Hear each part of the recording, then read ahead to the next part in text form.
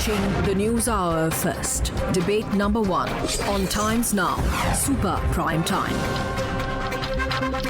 And joining me tonight, Gaurav Bhatia, national spokesperson of the BJP, Subhrashta, author and founder of The Churn, Aryama Sundaram, senior advocate, will join us in just a bit.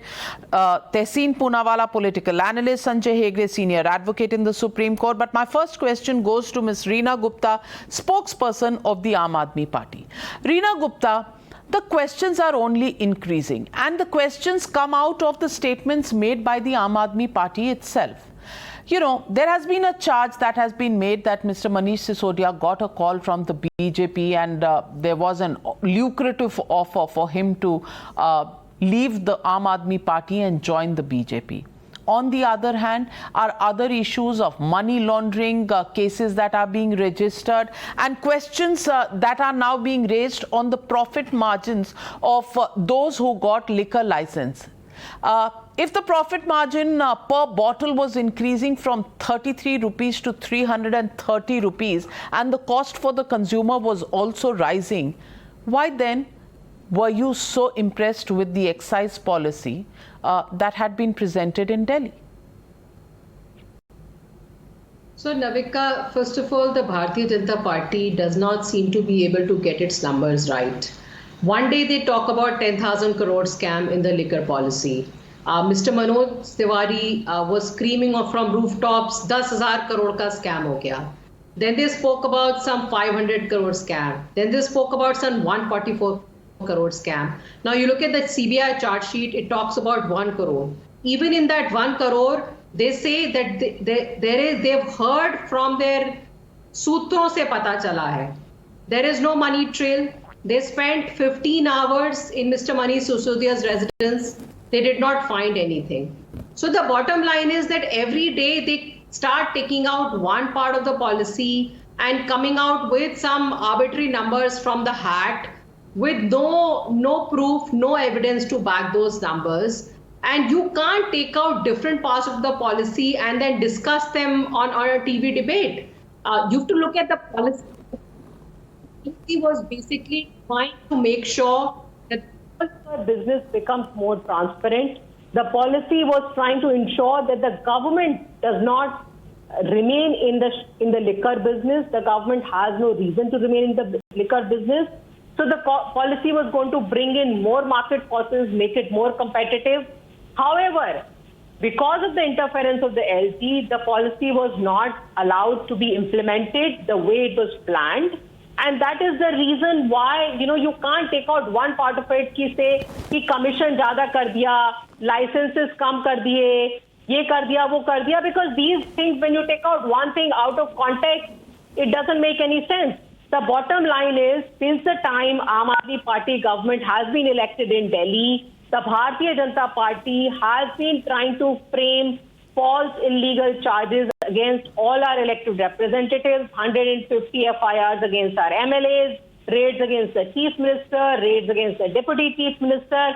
But till now, they have not been able to give any evidence.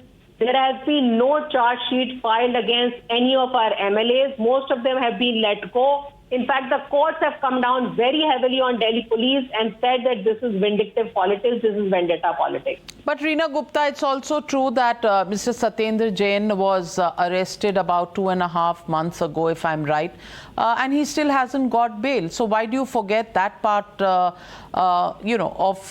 the investigation and the charges? He still hasn't got bail. And also, I have in my hand the Delhi High Court judgment on the liquor case, where the Delhi High Court has clearly pointed out that the petitioners, which is your government, can give a license fee relaxation to the liquor vendors only because they haven't even registered the brands as they were supposed to. 50% or less than 50% were registered, and that is the reason why you had to give a waiver on the license fee. Now that clearly would mean loss to the exchequer, and if that loss to the exchequer has happened, I go back to Mr. Kejriwal's words, accountability is important for governance. On whom has this accountability been fixed? the loss of the exchequer has happened, Navika, because at the last minute, the Lieutenant Governor of Delhi changed the conditions of the policy. As a result of that, several shops could not be opened. So loss to the exchequer has happened because the policy was not allowed to be implemented the way it was planned. Due to unnecessary influence of the Bharatiya Janata Party and interference from the LG's office. If the Delhi government would have been allowed to implement the policy the way it was planned, the way it was discussed and deliberated with all stakeholders, then I can assure you this would have been one of the best policies in the country. And there were several experts, excise experts, who were saying that it's a great policy, it's a transparent policy, it will do away with all, a lot of the corruption and all which existed in the liquor business. You talk to the all right, Gaurav Bhatia, it is your interference in the framing of the policy, which should have been in the domain of the Delhi government alone, that has led to the losses to the exchequer. Respond to the charge made by the Aam Aadmi Party spokesperson.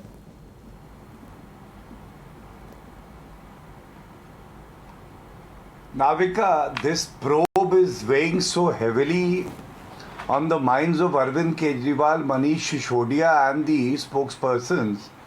They have already started talking about a charge sheet. I was only aware of an FIR, not a charge sheet. But Reena Gupta ji just said that charge sheet only talks about 1 crore. And there also she is wrong. Because first of all, let me share some facts and the questions that the BJP has been posing. Voices of the people that have been asking these questions. The first is, if the policy was so good, why did you withdraw it if there was nothing wrong with it? Arvind Kejriwal has no answers. The spokesperson will have none. Second, very blatantly Manish Sisodia says only 1 crore is written in the FIR. I have a copy of the FIR, assuming it is only 1 crore. FIR is not an encyclopedia. The probe has to take place, investigation is going on, and it seems it's a scam of thousands of crores of taxpayers' money. But I have a copy of the FIR, and I would show 1 crore is written on the top. Below that is 2 to 4 crore, another dubious transaction that has taken place from people who have been given favors by Manish Sisodia. And most importantly, don't miss the annexure to the FIR, which is a letter of the LG. And the question is this, that when Rule 48 did not allow you to make this waiver, how did you make a waiver of 30 crore is my first question. The Act, Delhi Excise Act, and the rules of the Delhi excise rules make it very clear that this waiver can't be given. But overlooking the rules and the law, they gave this waiver. My next question would be, okay, you don't agree with the functioning of the LG, but there is another show cause notice given by their own excise department, 26th of October 2021. Navika, around 8 months passed before the CBI registered an FIR. Can the spokesperson here tell us at least in the last 8 months what action was taken against these persons to whom you gave a show cause notice? And do you know how dubious the working of this policy is? Navika, there is one buddy retail. Buddy retail says it all. Manish Sisodia took it literally and thought that he is a buddy of Manish Sisodia. So he should be curried favors. But a person who's dealing with wholesale of liquor cannot be given a retail license. In this case, Indo Spirit was. And Indo Spirit also had a stake with Khao Gali, I think. It is not Khao Gali for Arvind Kejriwal. So they were also into retail licensing. How can you be part of a wholesale licensing scheme and also part of a retail licensing? That's a violation of their own policy. So I think these 4 questions are enough to start the debate. She can choose even one of them, and if she decides to answer, then I'll pose some more questions. Reena Gupta, you want to take any of the questions? Navika, I can answer any of the questions. I made a mistake. Yes, it's the FIR. I've also read the FIR. Where is the money trail? Where is the culpability? It's like, it's like saying that, they were showing photographs of Mr. Manish Sisodia with some people. So there are photographs of Mehul Choksi and Nirav Modi with the Prime Minister.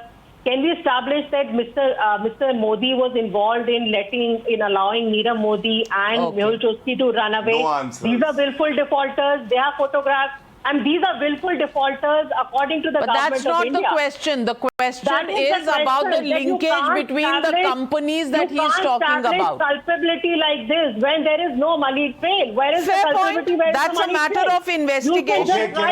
That's a matter of investigation, and specifics are not getting any replies on any debates because we don't have the details of those. The investigation agencies hold the details, and therefore making the charges on specific companies, I think, is pointless as far as this debate is concerned. I see Mr. Arima Sundaram smiling. Mr. Arima Sundaram, if we are not getting into the specifics of the company, which one is a shell company, how one is connected to the other, because that's a matter of investigation, I just want to ask you the broad principle. The broad principle is, and this is a matter because we've shown this in a table which is on the workings of agencies which are investigating the matter, and the broad principle is that the retail margin went up from 33 rupees to about 330 rupees for the sellers. Now, retail margin 10 times it has grown. So it increases the volume of profit, number one, for the retailers. Number two, I want to add to this, and I'm not taking a political or a moral view of this. I'm merely talking about the turnover numbers. And I want to say that if the drinking age is reduced from 25 to 21, does the volume of people consuming liquor grow up? Yes or no? Number two, if the timing of when liquor is sold is also increased, and add to this the fact that there is a profit margin of 330 rupees per bottle, which is 10 times more, people can do 1+1 schemes and also create lucrative offers for people to buy more and therefore further increase in volumes. I want to ask you, when there is this increase in volume and turnover of daru that is sold in Delhi, do you think the excise calculations that were made by this policy would remain the same, would factor in the increase in turnover of this kind? Arima Sundaram, and prima facie, isn't that an area of investigation to your mind? Look, Navika, you've asked a lot of questions in one, but I think what is the underlying thread in all your questions is as to whether there is justification for any kind of investigation in this matter. Now, let's accept one fact. Over the last 10 years, maybe it's because of the change in attitudes, maybe it is because the increased emphasis on anti-corruption, maybe it's because the media's increased interest in what is going on, the people's interest in saying that we want a corruption-free country. The degree of accountability and transparency has risen manifold in the last 10 years. Today, people are no longer willing to accept what was accepted 10 years ago. 10 years ago, things were taken as, all right, this man is making this much, this has happened, all right, this has happened, forget about it, life goes on. Today, our society is not willing to accept it anymore for the simple reason that this awareness of political corruption, awareness of nepotism, awareness of unfair possible scams has become all the more real, and we have been able to see it. Having seen it, this last 10 years, the signal change is this necessity for accountability, transparency has gone up. Now, when you tell me, and I take your words to be correct, that the price has gone up 10%, the profit of it, I turn around and say, look here, if it is a perfect market and there's going to be competition, how could it have gone up 10% Is money going somewhere? Is something happening somewhere? Why is this sudden increase from 30 rupees to 330? I'm just going by the figures you said. Now, all these raise questions. And I think all these questions definitely bear an investigation in such a huge market. Now, you must realize that liquor, the liquor trade, is a huge money spinner. The liquor trade is something where we all know the volumes, the crores, the hundreds of crores of money which comes in. Therefore, if everyone is not purer than Caesar's wife, then there will always be a finger pointed. And according to me, in this case, there have been a lot of questions thrown up. And when all these questions are thrown up, and we, like I said, as people, today, the citizen of India demands answers. He wants transparency, he wants accountability, he wants explanation. I do not think that this is a matter where you can say, oh, an investigation is only being foisted or an inquiry is totally unnecessary. I don't subscribe to that view.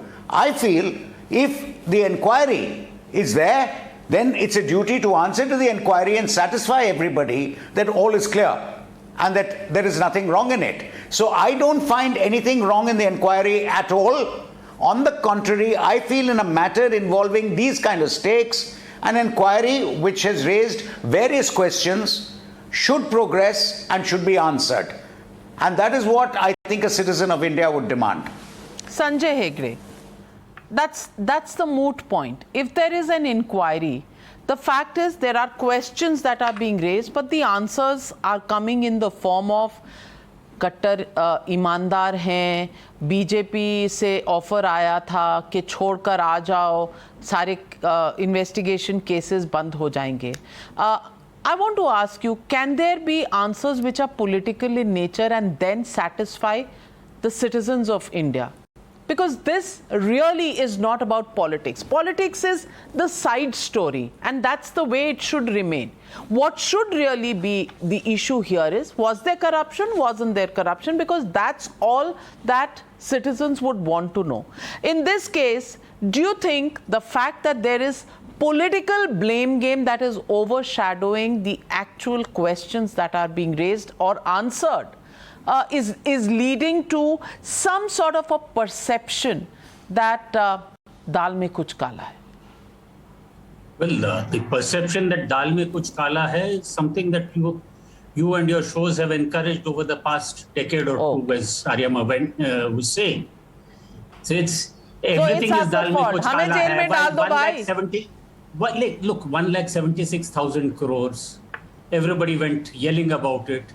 End of the day, when the things went through the court process, how many convictions have we had? So ultimately, for a citizen to definitively say that there has been corruption or there has been no corruption, you would have to wait for the court process to work its way out. Right now, what's also happening is a political blame game. Mr. Gaurav Bhatia is saying something, Mrs. Gupta is replying to him. So what is the citizen to believe? Now, as far as going as a Delhi drinker, I am telling you that there was this brief period when this policy was in operation, that liquor in Delhi, I was told, was cheaper than in most places in India, including Chandigarh.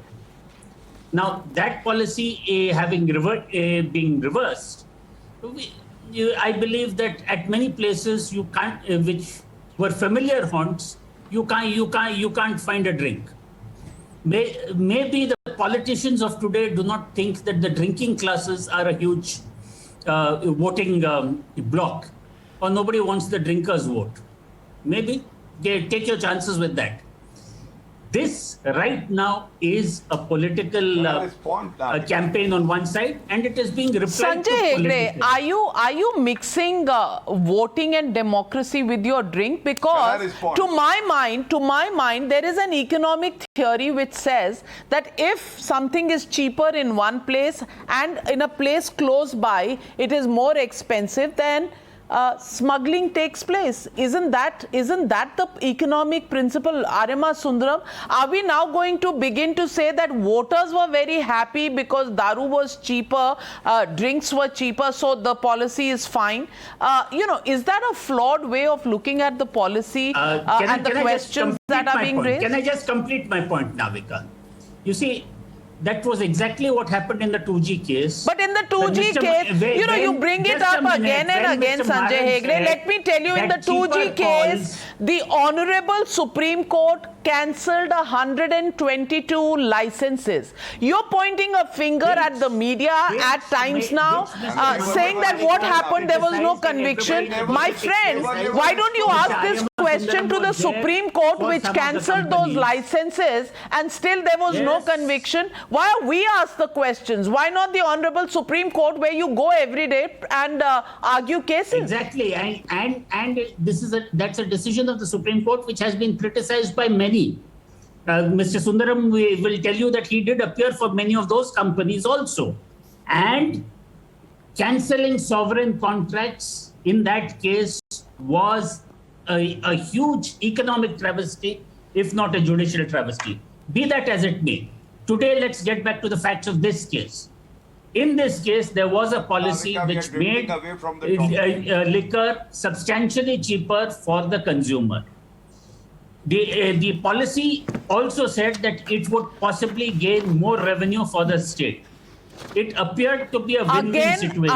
Sanjay Hegde, I would want to stop you right there, because that's a fallacious argument, because according to the workings, and I'm talking about internal workings, these are not orders or judgments. Internal workings show that the consumer price had actually increased. Hold on. I have the right to speak on my own show. Internal workings are 1 minute. documents. Yes, my friend. We have been going to these ministries, stroke government departments, stroke wherever to get our news, and we've done this in this case also, where in many cases prices for the consumer have risen, but it is the profit margin which grew 10%, which was allowing them to give the 1+1 scheme and therefore raise the volumes of sales. And that, my friend, is something that should be accounted for in terms of the loss to the exchequer, because the new excise policy redefined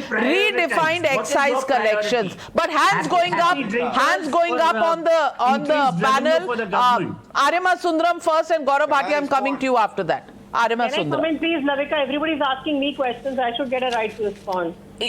Right after Gaurav Bhatia, I'll come to you, Reena. For sure. Yes, Arima.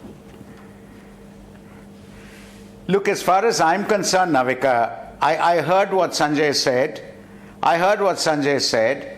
He said there is a political blame game going on. Look, let's not forget, politics is politics. If there is room to blame, a blame will be laid. You can't avoid that. The aim of any political party is to bring down another political party and to make themselves more important, which makes it all the important that any political party will definitely see to it that they are free from blame if they don't want to get blamed for it, because they know another party is going to blame them. What I do want to point out is one thing, and I am repeating this. 10 years ago, the India that we knew, for the last 20 years before that, we'd had one scam after another scam, which never really materialized as scams until finally the Supreme Court started taking up matters and discovered scam after scam, and then the media started getting into it. What has happened in the last 10 years is, anything at all happens, anything out of the way, anything out of the ordinary, then both the government's policy of anti-corruption, the stated manifesto of anti-corruption, everything else has made the Indian citizen more averse to anti-corruption than he has ever been before.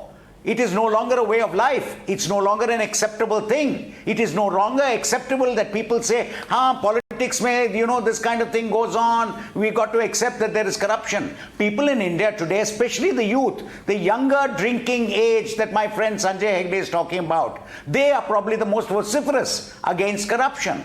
Now, the point of the matter is that any government which comes out with a policy, especially dealing with something like a liquor trade, especially dealing with high profit margins, it is going to be looked at very, very, very carefully, thanks to the legacy we've had over the last 25 years of all these kind of things which have come out, scams which have come out. Anything that's going to happen today, it is going to be looked through with a very, very, very stern lens. Now, my point is this: questions have been raised. The fact is, questions have been raised. Some of the questions appear logical, definitely, and certainly deserve an answer. The purpose of the inquiry is to find the answer. If it can be answered satisfactorily as to why profit margins have increased, why all this is happening, what is going to be the revenue return, everything else, then that's the end of the matter. But to say there should be no inquiry at all, that I cannot understand. Well, so Reena Gupta, everybody... Or is it a fixed inquiry? That's the question, isn't it? Oh. That's the perception question. That's the perception so fixed inquiry. You've decided it's a fixed inquiry. No, even before it's begun. I'm asking you, when you speak of perceptions, isn't there a perception that there are fixed inquiries also?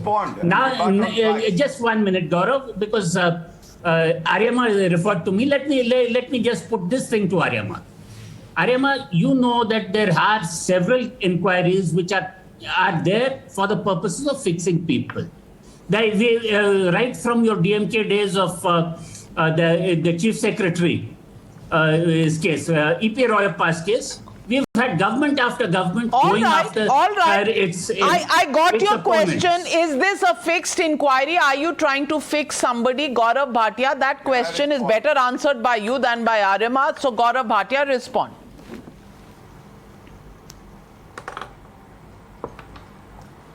So to Sanjay ji, I would only say, he's a very seasoned lawyer, my colleague at the bar, just like Sundaram ji. If there is a fixed inquiry, there is a case of political vendetta.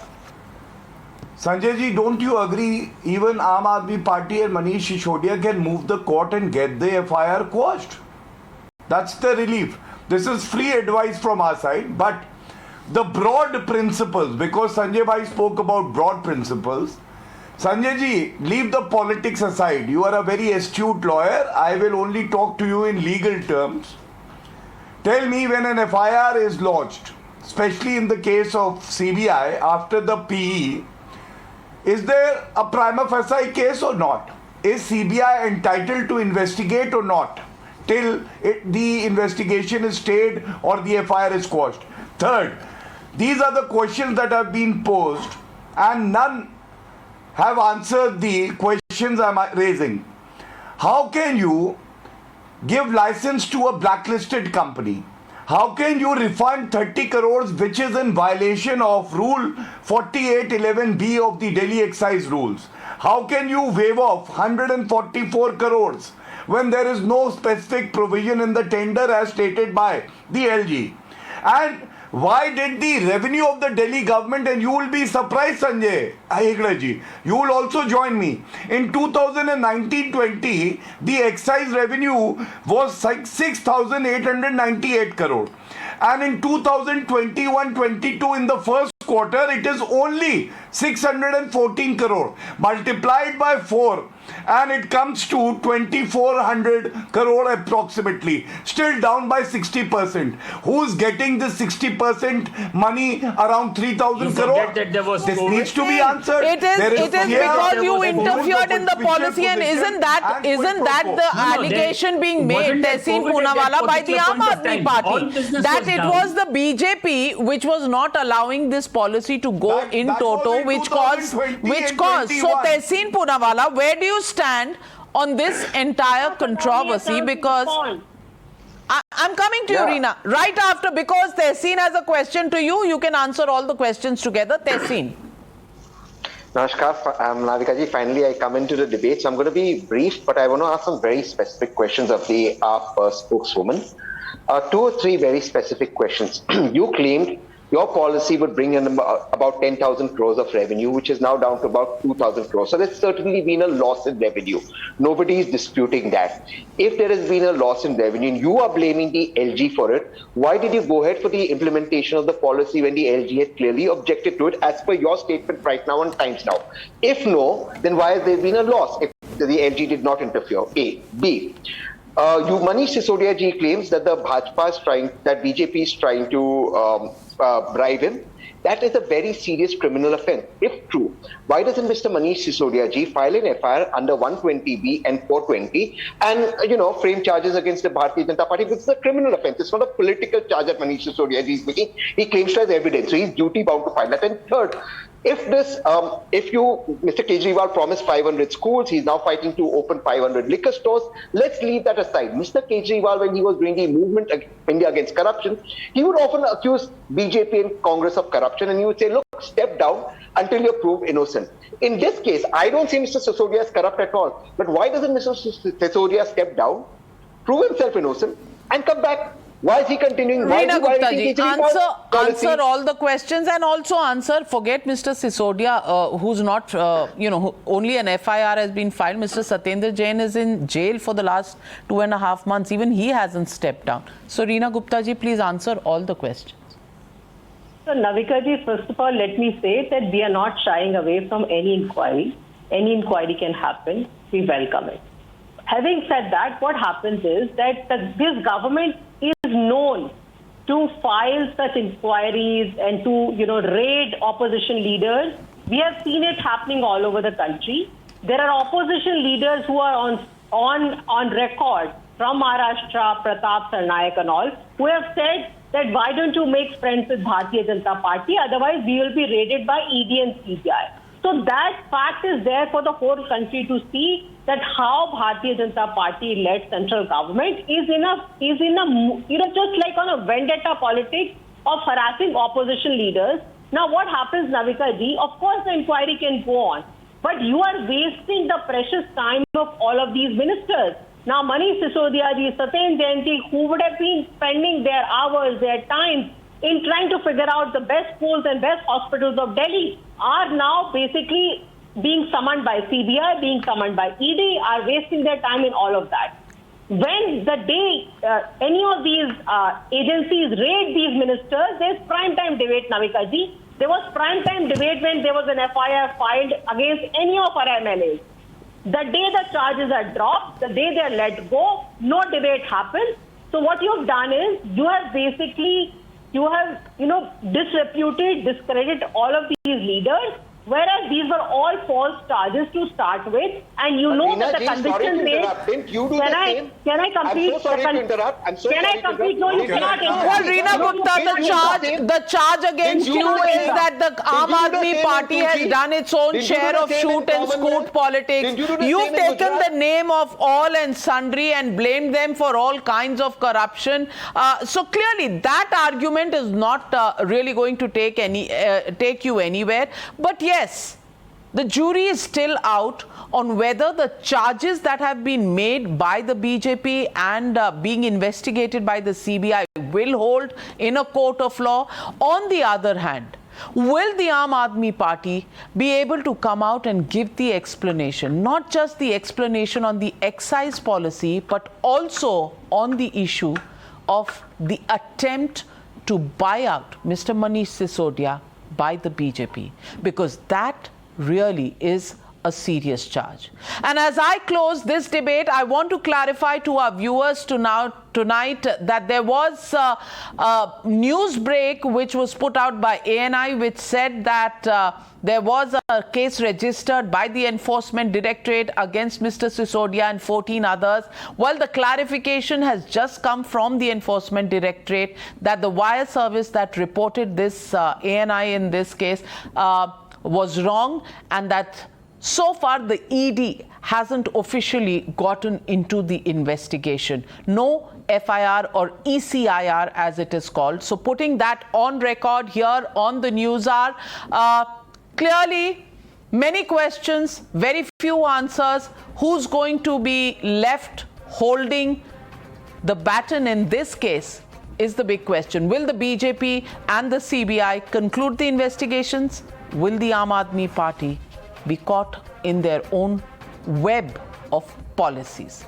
The jury is still out. Thank you very much to my panelists for joining me on debate number 1.